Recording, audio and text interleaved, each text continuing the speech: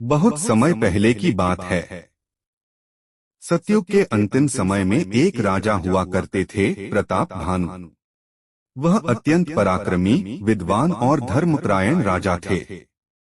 उनका राज्य अत्यंत समृद्ध और शांतिपूर्ण था।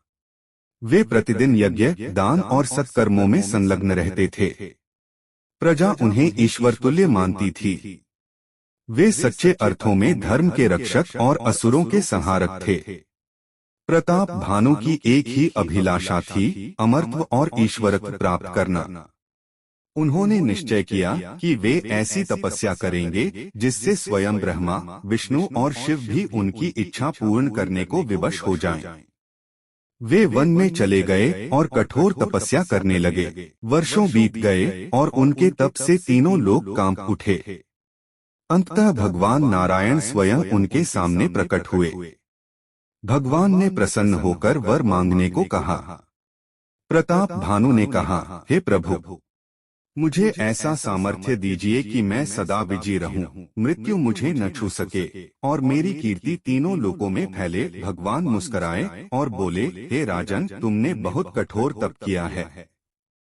तुम्हें महान यश और बल मिलेगा, परंतु जो भी जन्म लेता है उसका अंत निश्चित होता है। यह सृष्टि का नियम है। प्रताप भानु ने स्वीकार कर लिया और अपने राज्य लौट आए। लेकिन धीरे धीरे अहंकार उनके भीतर प्रवेश करने लगा। उन्हें लगा कि अब वे देवताओं से भी श्रेष्ठ हैं। उन्होंने सोचा, मैं ही धर्म हूँ, मैं ही ईश्वर हूँ, मेरे सामने सभी झुकेंगे। उन्होंने ऋषियों और मुनियों को अपमानित करना शुरू कर दिया और यज्ञों में दिखावा करने लगे। एक दिन एक पुराने शत्रु ने, जो पहले उनके हाथों पराजित हुआ था, एक चाल चली। उसने एक माया का सहारा लेकर एक ऋषि का रूप धारण किया और प्रताप भानु को एक विशेष यज्ञ करने की सलाह दी, जिससे वह साक्षात ईश्वर बन सकता था। प्रताप भानु को विश्वास हो गया। उस यज्ञ में अविधिपूर्वक बलि और अपवित्र भोजन का आयोजन किया गया। जैसे ही यज्ञ शुरू हुआ, पूरे राज्य में संकट छा गया।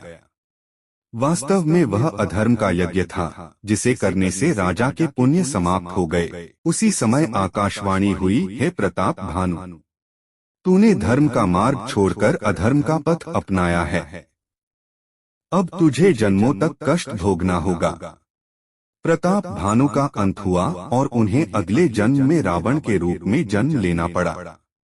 यह वही प्रताप भानु थे, जिनका पुण्य समाप्त होने पर वे त्रेतायुग में रावण बने। उनके जीवन का यह परिवर्तन इस बात का प्रमाण है कि अहंकार और अधर्म चाहे कितने भी छुपे हों, उनका परिणाम विनाश ही होता है।